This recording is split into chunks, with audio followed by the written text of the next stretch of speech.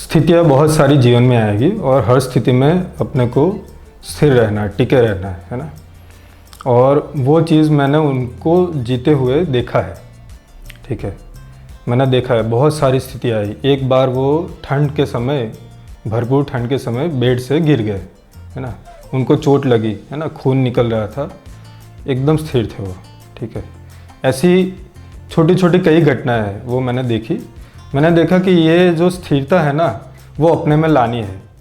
खुशियों के एम्बेसडर में आपका स्वागत है।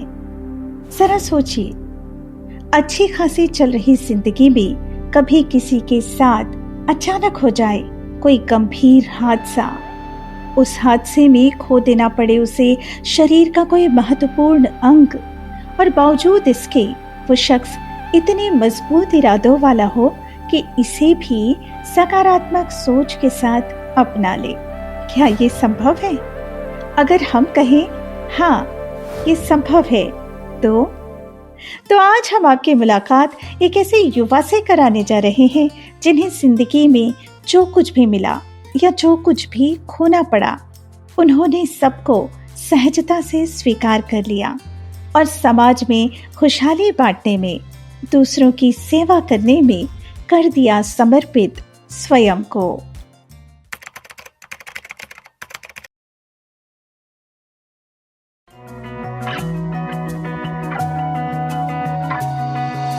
रहते हैं ये खुश हमेशा, करते ये काम खरे, एक दूजे के बन के पूरक, साथ साथ बढ़ते रहे, हंसते खिलखिलाते भावों से भरे, खुशियाँ बिखेरे घर घर, खुशियों के एम्बेसडर, खुशियों के एम्बेसडर, खुशियों के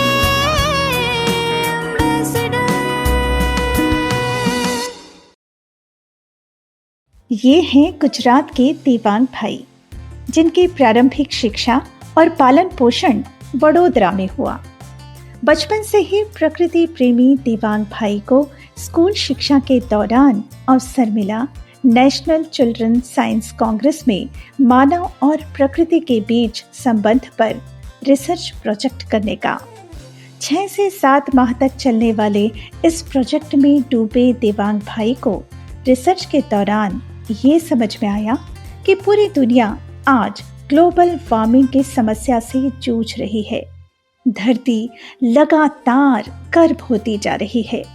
वजह, मानव धरती का पोषण नहीं, शोषण कर रहा है, लगातार शोषण। ऐसे हालात में पढ़ाई और नौकरी करने के बाद आखिर हासिल होगा भी तो क्या? इन प्रश्नों ने देवांग भाई को विचलित कर दिया। कुशाग्र बुद्धि के देवांग भाई के मन में पढ़ाई के दौरान प्रकृति, जीवन, आत्मा से जुड़े इतने प्रश्न उठे कि पढ़ाई से उनका मन उचट गया और यहाँ से शुरू हुई एक नई यात्रा। उसमें 10वीं के बाद मेरे में बहुत सारी जिज्ञासा और प्रश्न बनते गए, समाज को लेके, पर्यावरण को लेके, संबंध को लेके, परिवार को लेके। फिर आगे जाके वो गए उसमें कि मैं कौन हूँ, मेरा उद्देश्य क्या है, मेरा जीना क्यों है ना, समाज इस तरीके से कैसे काम करता है, समाज की डिज़ाइन कैसी होनी चाहिए, इस तरीके के प्रश्न आते गए मुझे। और ये जो प्रश्न है वो मेरा 11th-12th में बहुत तीव्र हो गए थे, तो मेरी खोज शुरू हो गई थी। बचपन से ही जिज्ञासु प्रवृत्ति के देवांग भाई के मन में अक्सर उठा करते थे कुछ सवाल। मैं कौन हूँ? आत्मा क्या है? विज्ञान से इसका कोई संबंध है या नहीं? इन प्रश्नों के जवाब की तलाश में वे कई संस्थाओं में गए, लोगों से मिले और अंततः उन्हें संतुष्ट करने वाला उत्तर मिला मध्यस्थ दर्शन से। तो ये आत्मा है क्या? मेरा प्रश्न ये था कि विज्ञान ने परमाणु को ढूंढ निकाला है, सब एटॉमिक पार्टिकल को ढूंढा है, ठीक है। तो सभी चीज़ जो है विज्ञान बोल रहा है एटम से और सब एटॉमिक पार्टिकल से, प्रोटॉन, न्यूट्रॉन, इलेक्ट्रॉन और भी दूसरे एटॉमिक पार्टिकल है, उससे बनी हुई है। तो मेरा ये प्रश्न बना था कि जिसको आत्मा बोल रहे हैं वो किस चीज़ से बना है, ठीक है। तो वो मैं लोगों को जाके पूछता था, अनुसंधान किया है, और वो अनुसंधान है गठन पूर्ण परमाणु, है ना। तो उसको किताब में लिखा हुआ है, गठन पूर्णता, क्रिया पूर्णता, आचरण पूर्णता, इसको अनुसंधान बताया है मध्यस्थ दर्शन में। तो उन्होंने बताया कि जो चीज़ को आत्मा बोलते हैं सच में वो गठन पूर्ण परमाणु का मध्यांश है। तो ये जो मेरा प्रश्न था ना, जो एकदम ज्वलंत प्रश्न था, है ना, तो वो वहाँ पे क्लियर हो गया। 2 भाई, 1 बहन और माता पिता के साथ रहते हुए देवांग भाई ने अंततः घर वालों को समझा ही दिया कि वो उच्च शिक्षा ग्रहण करके कोई नौकरी नहीं करना चाहते, बल्कि एक जिम्मेदार मानवीय समाज व्यवस्था के निर्माण में योगदान करना चाहते हैं। इसके लिए वे कई स्थानों पर गए, गांव में रहे, प्रकृति को बेहतर बनाने वाली संस्थाओं में रहकर जुटे रहे, जीवन में कुछ बेहतर करने की तलाश में। परिवार मूलक स्वराज्य व्यवस्था जो है उसमें 10 सोपानीय व्यवस्था है, उसमें मुझे वो क्लियर होता है और वो मुझे स्वीकृत भी होता है। दर्शन मिलने से पहले मुझे ऐसा था कि इस जन्म में एक लेवल की स्थिति में पहुंच सकते हैं कि नहीं, मेरा जैसा सामान्य व्यक्ति। तो उनको मिलने के बाद मुझे लगा कि हाँ पहुंच सकते हैं, अपने में ये विश्वास आया और वो विश्वास हर दिन बढ़ रहा है। दूसरा ये भी अपने में विश्वास है कि जिसको अच्छी समाज व्यवस्था बोलते हैं या फिर दर्शन में मानवीय व्यवस्था बोलते हैं, मानवीय परंपरा बोलते हैं, वो पॉसिबल है और हम तो उसमें लगे हुए हैं। परिवार वालों की भी दर्शन के प्रति स्वीकृति है ना। उनको ऐसा है कि ये बहुत अच्छी चीज़ है और जितने भी लोग इससे जुड़े हैं वो सब अच्छे लोग हैं, ऐसी उनकी स्वीकृति है। उन्होंने शिविर वगैरह कोई नहीं किया है, ना बाबा जी से मिले हैं, पर उनको ऐसा लगता है कि ये बहुत अच्छी चीज़ है। उनको ऐसा भी लगता है मैं बहुत अच्छे काम में लगा हूँ। मध्यस्थ दर्शन को गहनता से समझने के लिए देवांग भाई अभ्युदय संस्थान अछोटी वर्ष 2015 में आए और यहाँ अध्ययन शिविर करने के बाद दर्शन के अनुरूप जीने का अभ्यास करने लगे। सब कुछ ठीक चल रहा था कि अचानक उनकी जिंदगी में आया एक नाजुक मोड़। Rail accident. रेल एक्सीडेंट में उन्हें अपने शरीर का एक महत्वपूर्ण अंग गंवाना पड़ा, लेकिन उस घटना को उन्होंने जिस तरह से स्वीकारा वह समाज के सभी वर्गों के लिए प्रेरणादायी है। एक घटना ऐसी घटी कि 2019 के एंड में मेरा एक्सीडेंट हुआ, ट्रेन एक्सीडेंट, जिसमें मैं ट्रेन में चढ़ते समय पैर फिसल गए और अंदर स्लिप हो गया और दोनों पैर मेरे चले गए।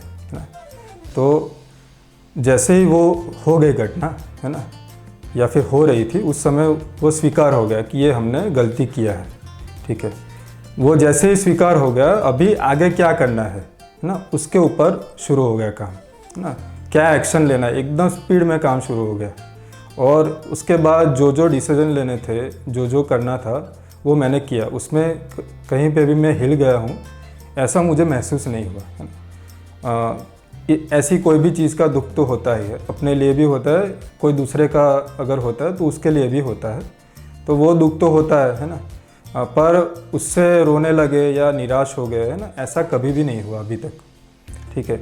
मुझे एक चीज़ लगी कि अभी हम तो प्रमाणित होने के लिए निकले थे, है ना, और इसके पहले मैं खूब श्रमपूर्वक जीने के लिए एकदम तैयार था, जोश में, है ना। उसी पॉइंट पे ये हुआ, तो अपने में एक ये चिंता आई थी कि जब मैं हॉस्पिटल में था तब, कि अभी प्रमाणित कैसे होंगे, है ना। फिर कुछ समय के बाद मुझे दूसरा एक विचार आया कि अभी 2 पैर नहीं है तो 2 हाथ तो है, तो उतना तो हम प्रमाणित हो जाएंगे, है ना। पूरा फिजिकल प्रमाणित तो कोई नहीं होता है, ठीक है, तो उतना हम हो सकते हैं। उस तरीके से हम लगे हुए। एक्सीडेंट के बाद वे रुके नहीं, बल्कि नए सिरे से जिंदगी को संवारने में जुट गए और अब वे बहुत सारा काम खुद ही करते हैं। मैंने बहुत सारे प्रयोग किए कि अभी मैं कितना कर पाऊँगा कि नहीं कर पाऊँगा। ऐसे प्रयोग करते करते कुछ चीज़ें मुझे लगी कि ठीक है, इसको हम कर सकते हैं, है ना। जैसे बैठ के ट्रांसलेशन का काम मैं कर सकता हूँ, तो वो मैंने कुछ किया। फिर बैठ के दवाई बनाने का काम मैं कर सकता हूँ, नाड़ी देख के चिकित्सा करने का काम मैं कर सकता हूँ, है। कुछ सामान्य औषधियाँ बनाने का काम कर सकता हूँ। कुछ जैसे दंत मंजन है ना, तो कुछ लोगों को सेट करके मैंने रखा है कि भाई वो लोग वहाँ से रॉ मटेरियल भेजे, उसको मैं प्रोसेसिंग कर दूँ, उसको बना के बढ़िया क्वालिटी का लोगों को प्रोवाइड करूँ, तो वो मैं कर सकता हूँ। तो ऐसी प्रयोग करते करते इसमें से निकला कि इतने चीज़ों में हमारा हो जाएगा।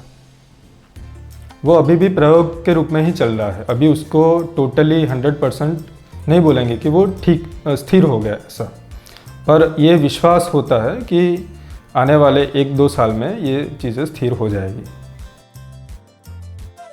देवांग अभी 32 वर्ष के हैं। पाँव नहीं तो क्या हुआ, दोनों हाथ तो हैं। बस इसी आधार पर अपनी आर्थिक सुरक्षा को निश्चित करने का विश्वास भी उनमें है। ऐसा तो नहीं लगता है कि आर्थिक असुरक्षा है, क्योंकि बहुत सारे लोग हैं। इसमें क्या होता है, उत्पादन वाले में कुछ चीज़ें ऐसी है जो आप करेंगे उसमें आप सफल होंगे, क्योंकि वो सेफ़ है ना। जैसे पाउडर फॉर्म में कुछ चीज़ों को बना के मिक्स करके रखना, स्टोर करना, उसको कुछ नहीं होता। कुछ चीज़ें ऐसी है जो पेरिशेबल है, उसमें आप अगर जाएंगे तो बहुत बड़ा रिस्क भी होता है ना। तो मैं दोनों टाइप का काम कर रहा हूँ। बहुत सारी चीज़ सीखने को मिल रही है, कई बार उसमें दिक्कतें भी आती है ना, फेल भी होते हैं, ठीक है। पर ऐसा नहीं हुआ कि हम नहीं कर पाएंगे इसको। ऐसा लगा कि अभी इसमें से तो इस बार हम और सीखे, भले ही फेल हुए और सीखे, अगली बार और अच्छे से कर पाएंगे। दूसरा, जो भी व्यक्ति करेगा, है ना, उनको बहुत बढ़िया तरीके से गाइड भी कर पाएंगे। मध्यस्थ दर्शन का देवांग भाई की जिंदगी पर क्या असर रहा और वे दर्शन की किन बातों से सबसे ज्यादा प्रभावित हुए? दर्शन आने के पहले ऐसा था कि जैसे पूरा एक जंगल है ना, उसमें अंधेरा है, घोर अंधेरा, और एक बिजली कड़कती है, ठीक है। और आपको जहाँ पहुँचना है वो जगह दिख जाती है, वो कड़कती हुई बिजली में, है ना। और दर्शन आने के बाद क्या हो गया, आपको रास्ता दिख रहा है पूरा, ठीक है। और जैसा जैसा आगे जा रहा है वो और क्लियर होता जा रहा है और विश्वास आता जा रहा है। तो ये है चेंज। देवांग भाई पूरी तरह से योजनाबद्ध तरीके से दैनिक कार्य करते हैं। अपने भविष्य को लेकर वे आश्वस्त हैं, बहुत कुछ कर रहे हैं और आगे बहुत कुछ करना चाहते हैं। मेरा इतना ही है कि इस शरीर यात्रा में मेरे से जितना हो पाएगा, है ना, इस शरीर यात्रा में, इस शरीर में, तो वो मुझे प्रमाणित करना है, ठीक है। इतना ही इसका उद्देश्य है ना। तो क्या करना है, तो स्वयं जागरूक होना, है ना, और दूसरे की जागृति में सहायक होना, है ना? कम से कम किसी को नुकसान ना हो, ऐसा तो मिनिमम रहना। तो जीने दो और जियो वाला जो है वो अपने में बनाए रखना। अभी मैं 2 चीज़ कर रहा हूँ, उत्पादन, दूसरा शिक्षा का काम है। वो कोई समय बच्चों के साथ शिविर में लेता हूँ, स्कूल के बच्चों के साथ। तो ये रहे हमारे आज के एम्बेसडर ऑफ हैप्पीनेस, यानी खुशियों के एम्बेसडर। तो बने रहिए हमारे साथ और हमारे YouTube चैनल को सब्सक्राइब कर लीजिए। खुशियों के एम्बेसडर हर रविवार सुबह ठीक 9 बजे।